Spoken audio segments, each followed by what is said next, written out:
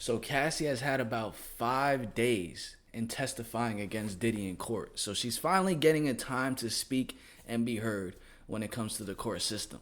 Now, this is something that many people were afraid of, was coming out and talking against Diddy because they believe that they'll end up dead.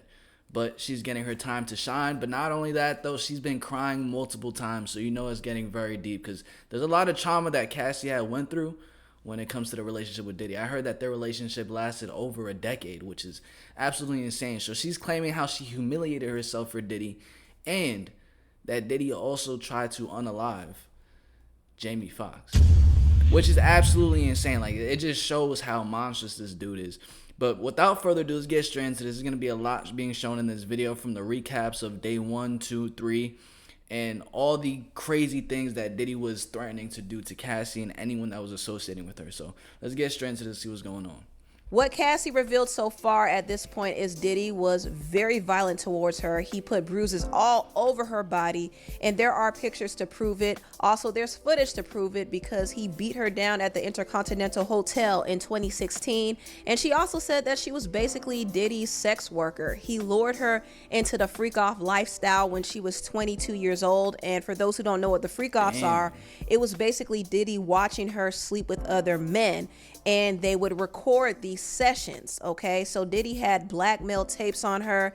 Not to mention, Diddy had her pick out the escorts, and he would watch them douse themselves with baby oil because Diddy was a baby oil bandit. He loved it. One time he had Cassie jump into a pool full of baby oil, and also he liked to see his escorts urinate on Cassie during these sessions. One of the escorts even said that Cassie and Diddy told him how to pee on her. And after these sessions, Cassie and Diddy would go into a private room, and Diddy would have her smear the semen from the escorts on his nipples. I mean, the details were just nasty, and Cassie was high out of her mind during these freak-off sessions, and sometimes the sessions would last for days. Whew. This nigga is different. It was a lot. It definitely was a lot. But some people question whether or not Cassie's testimony is related to the charges that Diddy is currently on trial for. Diddy is facing racketeering, sex trafficking, and prostitution charges right now. And I will say there was a point in Cassie's testimony where she said that Diddy used travel agents for his company to book and fly escorts to their freak-off locations. He also had his staff provide them with drugs, which is also illegal. So it could be argued that he was using his company to engage in criminal activity, which does support the racketeering and the prostitution charge. Now, just to recap the rest of Cassie's testimony, she talked a lot more about Diddy's violent behavior towards her. One time she went to Prince's party and Diddy saw her there and he was angry, and later on he bust into her hotel room, beat her down, and threw luggage at her. He would oftentimes hit her in front of staff and other people. Even after that hotel incident where he beat her down, he was calling her constantly, and he was banging on her door and yelling for her to come outside. He was just harassing her. And not to mention, she recounted times when he attacked other people, like his assistant Mia. He dragged her out the bed. Cassie also said that Diddy hung one of her friends over the balcony, and he also attacked another one of her friends with a wooden hanger because he was mad that she was doing drugs with her, because Diddy didn't want Cassie doing drugs with anybody but him. But Cassie did admit to sometimes initiating physical fights. One time she drunkenly hit Diddy in the face in response to him insulting her, and Diddy beat the mess out of her. He dragged her in his car and stomped her face, and when she tried to run away, he had his security bring her back to the house. So she detailed multiple incidents like this, and also she said Diddy was very jealous. He hated the idea of her being with other men, even though he wasn't faithful to her. At one point, she was dating the rapper Kid Cudi, and she was talking to him via her burner phone, and she was being very secretive because she thought it would be dangerous if Diddy found out about it. And it certainly was, because when he found out, he lunged at her. In an email, Cassie said that Diddy threatened to hurt her and Kid Cudi, but not with his own hands. He said he'll be out of the country when it happened. And it so happened that later on, Kid Cudi's car was blown up. So this right here also proves the prosecutor's case of arson. That was under the whole racketeering charge. Arson is what Diddy used as intimidation tactics. Diddy was not only jealous of Cassie's relationship with Kid Cudi, but he was also jealous when he heard Cassie was dating Michael B. Jordan back in 2015, and it was said that Diddy threatened Michael B. Jordan, but Cassie said on the stand that she wasn't sure how Diddy reacted to the news that she was seeing him. Also, Diddy would take her phone and her possessions if he suspected that she was with another man. He actually took her phone, her car, and her passport when he suspected that she was dancing with Chris Brown. He also took her phone and called up the NFL player that she was dating, and who knows, he probably threatened him. There was another time when he threatened to put out her freak off tapes when she was dating another man. He actually threatened that he would put out 2 embarrassing videos, and he oftentimes blackmailed her with these tapes. So their relationship was very, very toxic and also very damaging, for Cassie and her mental and her self-esteem and also her physical. I mean, not only was Diddy putting bruises all over her body, but she suffered a lot from the after effects of the freak offs. She said that she had to get IV fluids and get massages and oftentimes take opiates, and she had GI issues from the drugs she was taking. She had frequent urinary tract infections. Her infections were so bad that the meds stopped working at one point. She also had mouth sores from getting blowjobs and taking drugs. She also had a bad drug problem because she took a lot of drugs. Yeah, but not only that, she's listing all the physical things that, the physical negative effects of the freak offs, but bro, spiritually and mentally, that thing's gonna drain you and have you feel depressed. That's what I believe. You know what I'm saying? There's a big mental part that's gonna have her. There's gonna be a lot of just negative mental effects when you're doing stuff like that. While she was doing those freak offs, she took ketamine, she took MDMA, ecstasy, you name it. She took cocaine, and she had a bad opiate addiction, and she literally lost a sense of smell and taste, and her arm would be numb sometimes. Diddy actually suggested that she go to the doctors to help her with her addiction, but he was an addict too. He was addicted to opiates. Cassie said that he overdosed on painkillers in 2012 when he was partying at the Playboy Mansion, and he was also very violent, especially during his withdrawals. So he had a bad addiction too. They both did. But Cassie was really broken at the end of the relationship. She oftentimes wanted to take her life. She had to go to rehab and go through trauma therapy to treat her PTSD. And she had to go through various neurological treatments to help with her memory loss and her sensory issues. The drugs and the freak offs took a toll on her. It really did take a toll on her. And it's really a miracle that she's still alive. It's a miracle that Diddy is still alive, considering all they were doing. And Cassie did end up getting awarded $20 million from that lawsuit she had against Diddy. And she also got another $10 million from the Intercontinental Hotel after they leaked that footage of her getting beat down. So she did get some compensation for the horror that she went through. However, she said that she would give that $20 million settlement back if she didn't have to go through the freak offs. And she cried about it while she was on the stand. She said, "If I never had to have freak offs, I would have had agency and autonomy, and I wouldn't have had to work so hard to get it back." Cassie also had to fight her way out of her contract because Diddy stunted her career completely. She signed a deal for 10 albums, but she only did 1 album, and she basically worked as a sex worker throughout her 11-year relationship with Diddy. Cassie's story was really, really heartbreaking. It was, but things got interesting when she was cross-examined by Diddy's I'm saying, bro, them contracts be having you messed up. defense team, because it did show that Cassie wasn't really forced to be with Diddy. They said that she was a willing participant in the freak offs, and they showed all the messages where she agreed to do the freak offs.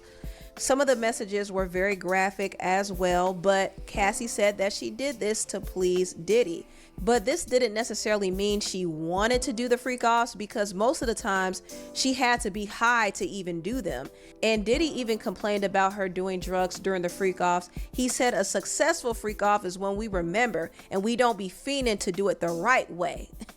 But the defense showed all the emails of Cassie sharing her feelings with Diddy. She actually left her producer boyfriend boyfriend Ryan Leslie for Diddy. Cassie called him Pop Pop, which was a nickname that she used for her grandfather. That is very sick, but she was begging for his love and attention in one of the messages. And also Cassie was jealous of Diddy's late ex, Kim Porter. Diddy and Kim shared 3 kids together, and Diddy oftentimes spent holidays with Kim and the kids, and Cassie was upset about that.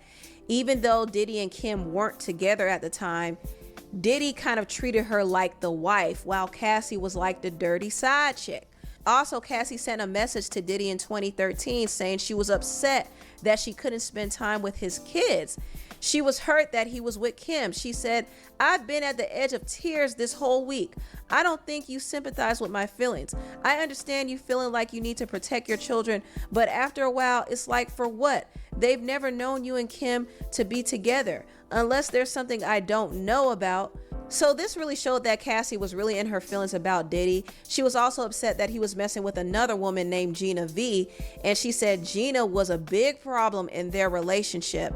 And I do remember Gina did an interview with Tasha K, and she said that Cassie reached out to her over Diddy. Did Cassie know about you? Is the question. She did. She just said to just leave him alone. Okay. But she reached out to me like a few times after that, and she was never like nasty to me. She didn't call me names or nothing. She was always nice. I don't know if it was fake or not, but she was always nice. Cassie would oftentimes argue with Diddy about other women, and she even suspected that he was dealing with men too. So the defense really kind of showed that Cassie wasn't forced to stay with Diddy for 11 years. She stayed because she was in love with him. And I do think Cassie had a severe case of Stockholm Syndrome, but it wasn't like she could easily just leave Diddy without Diddy trying to lure her back in. The hell is Stockholm Syndrome? I'm about to look that up. Or send his people to get her, so it took her a while to break free from him. But I will say the Stockholm Syndrome was very strong. The defense brought up the grape incident that happened. This is Stockholm Syndrome. This is a psychological response where hostages or victims develop positive feelings, sympathy, or emotional attachment towards their captors. Okay, makes sense. To her back in August 2018. Cassie said that Diddy and her were having a closure conversation, and he AR'd her in her apartment. But the following month after this incident, Cassie and Diddy were still talking. In fact, they both met up and had sex. And at the time, Cassie was dating her now husband, Alex Fine. In fact, he FaceTimed her while she was with Diddy. And Diddy's defense said that Cassie told her husband that when he FaceTimed her, Diddy AR'd her. However, Cassie revealed that he didn't AR her that night. It was consensual. So I can imagine that maybe this was kind of a bombshell for Alex if he didn't know. And also after that, in October 2018, Diddy told Cassie that he was going to fall back, and she replied and said, "I'm lost without you."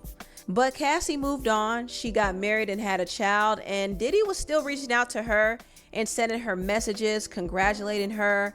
And he said that he missed her and he wanted to meet up with her in March 2020. And he said, "I send this message with all respect for your marriage." So this was Diddy's tactic to kind of lure her back in again. But Cassie did not fall for the manipulation. She never met up with him ever again after that, which is good. And her husband, Alex, is still sticking beside her. I know a lot of people were saying, oh, he's going to break up with her after this trial. I don't believe so, because for one, Alex has a history himself. So he doesn't really have room to judge Cassie's past. And also, I think he truly loves her. And not to mention, she got 30 million. I don't think he's going anywhere. And I'm glad that they were able to move past what they went through and build a life together.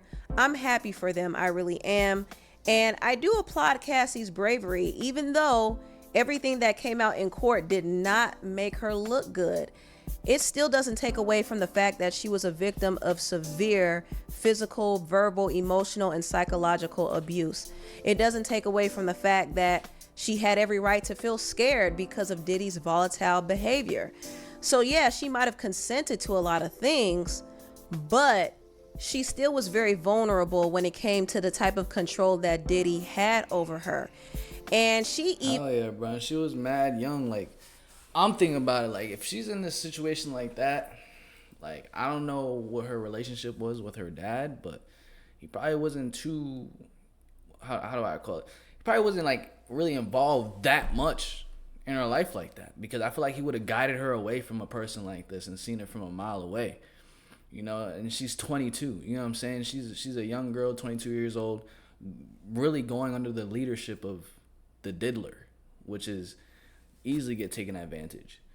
Even had to do some dirty work on Diddy's behalf too, because there's this one incident where this guy seen an explicit freak off tape of Cassie and Diddy, and Cassie was upset about it, and Diddy told Cassie to take care of it, and she confronted the man and said, "I'm going to kill you, and then he's going to kill you again." And they played this audio in court.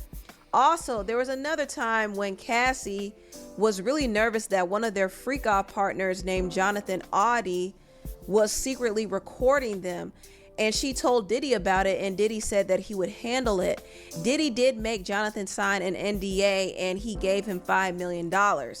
Jonathan, for those who don't know, was the guy who everybody thought was this crazy conspiracy theorist. He was arrested for shooting up Trump's resort, and he was taken into custody and questioned, and he was making all these wild conspiracy theories, and he even admitted to being Diddy and Cassie's sex slave. And when this video came out, nobody believed him, but Cassie confirmed that he was a freak-off participant, and Diddy did try to handle him. In fact, Jonathan said Diddy sent Rick Ross to threaten him. Do you know Sean Combs? Puff Daddy? Yeah. P. Diddy, whatever you call himself. Yeah, go ahead. Yeah, he's part of what's called the Boule. The Boule is a branch of the Illuminati, and he belongs to that agenda. That's why he's so famous. They land all the contracts. I had sex with Cassie and Sean.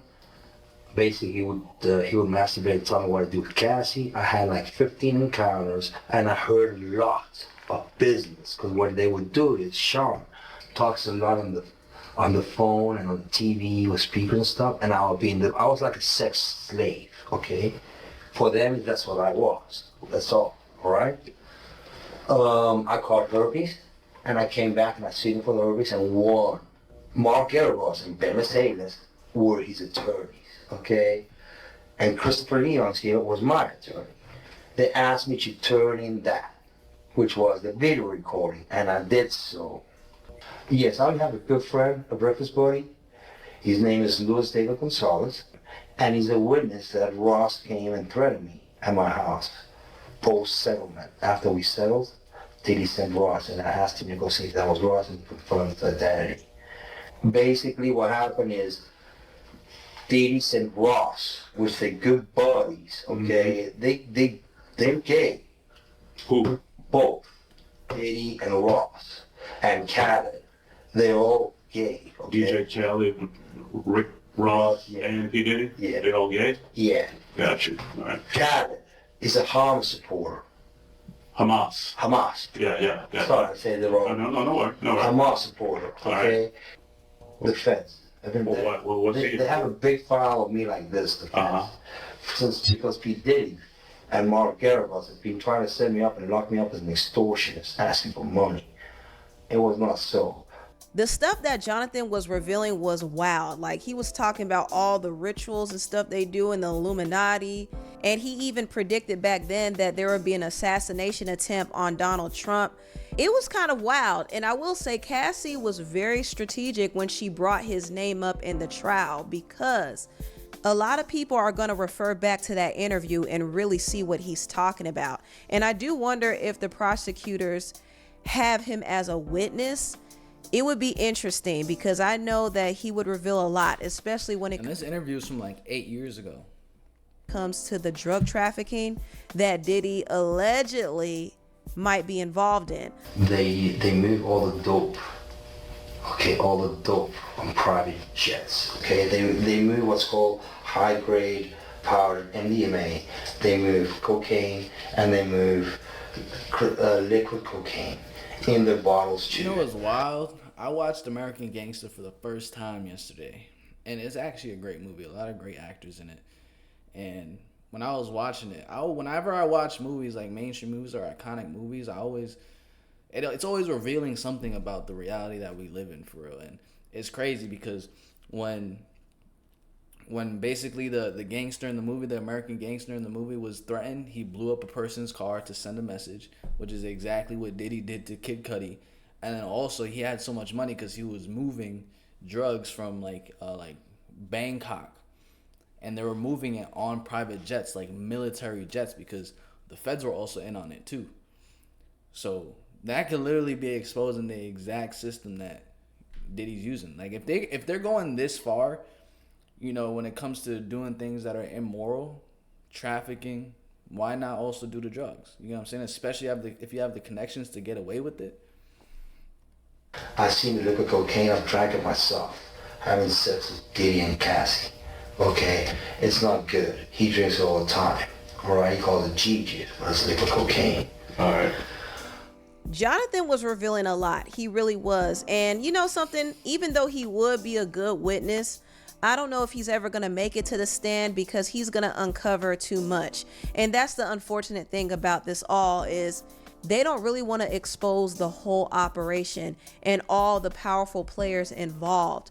It's so much deeper than Diddy, so much deeper than him. But anywho, Dawn Rashard also hit the stand. If you don't know, Dawn was Diddy's artist. She worked with him from 2004 to 2011. She said one time Cassie was cooking eggs in the kitchen and Diddy was demanding, "Where my eggs at?" And he took a skillet and almost hit her with it. And then he kicked her and dragged her upstairs by the neck. And then the next day, Diddy told Dawn and his other artist, Kalina, not to tell what happened because he said people go missing if they talk. So that was kind of like a threat. I'm telling you, this case is a lot. It's a lot, it's a lot, it's a lot, and it doesn't stop. There's this bodyguard who works in the entertainment industry. He's worked with a lot of different celebrities, including Diddy. And he kind of spoke on Diddy poisoning people. He said that he was poisoned. There are rumors that he poisoned his ex, Kim Porter. And Al B. Sure even felt like Diddy had something to do with his health crisis. And even Jamie Foxx joked about Diddy causing his health scare. And it's interesting that this happened when these individuals were about to expose Diddy. There have been rumors circulating online that Diddy may have poisoned Jamie Foxx, which caused his 2023 hospitalization. Jamie Foxx said out of his mouth that his partner handed him an Advil, and after he took that Advil, he woke up 22 days later. That's what he said out of his mouth. I mean, why would Diddy want to poison Jamie Foxx? When you come under federal investigation, they send you a target letter. You know, you get informed that you're being investigated. So if you wanted to tie up loose ends and you were concerned that people that you knew could incriminate you, you may have interest in eliminating them. We've seen this all throughout history. I know this situation is dangerous. I've had several attempts on my life throughout my career. I've been poisoned 3 times. My toxicology report showed cyanide. And cyanide metabolizes into pneumonia in your body. So I've had pneumonia on 3 occasions. Well, there was, of course, the case of one of his other ex-girlfriends, Kim Porter, who died of pneumonia at a very young age. You just referenced your own situation with pneumonia that you believe was deliberate poisoning. Do you believe that may be what happened to her? Why are so many people coming down with pneumonia? Why is that happening to everybody? Where have you ever seen this many cases of pneumonia associated with one situation? So, I'm telling you, there are too many stories out here about Diddy. I would be really upset if he got off on this case. The prosecutors better do their big one. They better lock him up, and I mean it. They better not fumble this case. But anyway, tell me what y'all think about this video down below. Please like, comment, and subscribe, and share. But like realistically, how do you even fumble a case like this? Like the evidence is evidence galore. You got videotapes, Now, I know there are situations where girls will come out and expose dudes and they get away with it. You know what I'm saying? And that there have been times where they'll expose them out of malicious intent and they never even did anything. But in this instance, it's pretty clear that this man has been doing the things, especially from the video that we've seen. So comment down below your thoughts and opinions on anything that you heard in this video, because I do enjoy reading your comments. Smash the like button, subscribe, turn on post notifications. I'm going to catch you guys in the next one.